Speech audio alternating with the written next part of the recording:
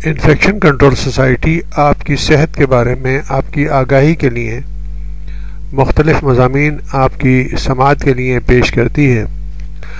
آج چونکہ 4 فروری ہے، جس میں ساری دنیا میں کینسر سے بچاؤ کا عالمی دن کے طور پر منایا جا رہا ہے، تو اس کے حوالے سے ہم آپ کو بتانا چاہیں گے کہ دنیا بھر میں روزانہ 250 بچوں سمیت 21,000 افراد کینسر سے ہلاک ہو جاتے ہیں۔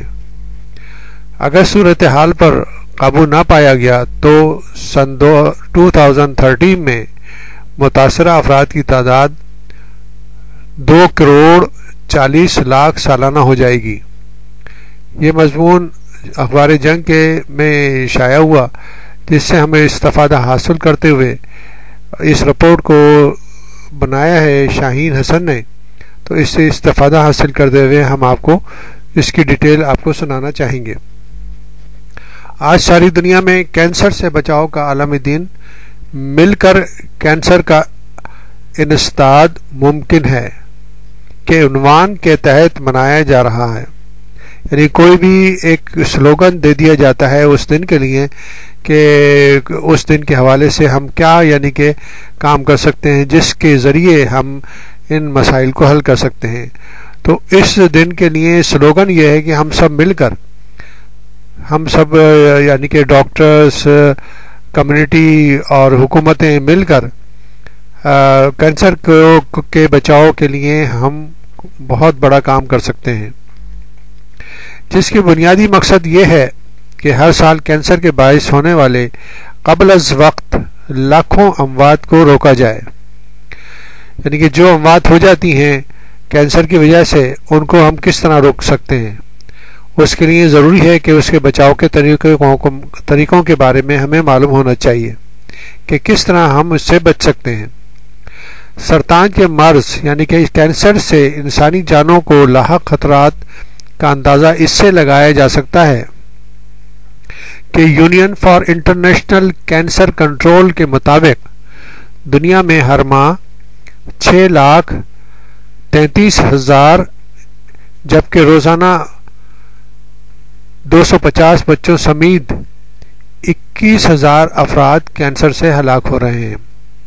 6,33,000 یعنی کہ ڈیلی، اور ڈیلی کے بیسس پہ اگر ہم کیلکولیٹ کرنا چاہیں تو 250 بچوں کے ساتھ 21,000 افراد کینسر سے ہلاک ہو رہے ہیں۔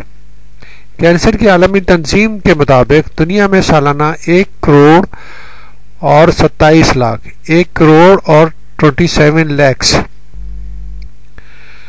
یومیہ اگر دیکھا جائے پر ڈے کے حساب سے تو 34,794 بنتے ہیں۔ یعنی کہ یہ نئے امراض، نئے کینسر کے مریض پیدا ہو رہے ہیں، نئے افراد یعنی کہ نئے مریض جن میں مریضوں میں کینسر ڈائگنوز ہو رہا ہے۔ تو ڈیلی جو ہے 34,794 افراد نئے کیسز یعنی کہ ڈائگنوز ہو رہے ہیں، جن میں 1,75,000 بچے شامل ہیں۔ تو بچوں کی بھی اچھی خاصی تعداد کینسر کا شکار ہو رہی ہے۔ تو اگر اس صورتحال پر قابو نہ کیا گیا تو سن 2030 میں یعنی کہ 2030 میں کینسر میں مبتلا ہونے والے افراد کی تعداد 2,40,00,000 سالانہ ہو جائے گی۔ 2 کروڑ اور تقریباً 40 لاکھ سالانہ ہو جائے گی۔ تحقیق کے مطابق کینسر کا شکار ہونے والے ہر 100 میں سے 30 افراد صحت مند زندگی اختیار کر کے کینسر کے باعث بننے والے انفیکشن سے بچاؤ کے حفاظتی ٹیکہ جات کے ذریعے محفوظ رہ سکتے ہیں۔ اس کے علاوہ جو افراد ایک ہفتے کے دوران ریڈ میٹ، گائے، سور، بھیڑ، بکری کا گوشت کا استعمال 500 گرام سے کم رکھتے ہیں، خصوصاً پروسیسڈ میٹ کا، ان میں کینسر ہونے کے امکانات کم ہوتے ہیں۔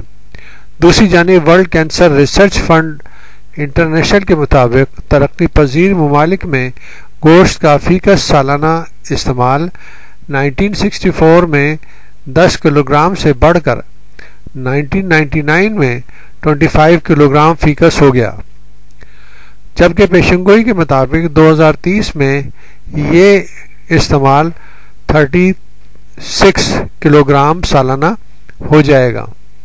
دنیا میں سالانہ تشخیص یعنی ڈائگنوسس ہونے والے کل کینسر کیسز میں 48% ایشیا میں ڈائگنوس ہوتے ہیں، 25% یورپ میں، 13% نارتھ امریکہ میں، 7% ساؤتھ امریکہ میں اور کیریبین میں، اور 5% افریقہ میں اور 1% براعظم آسٹریلیا میں ڈائگنوس ہو رہے ہیں۔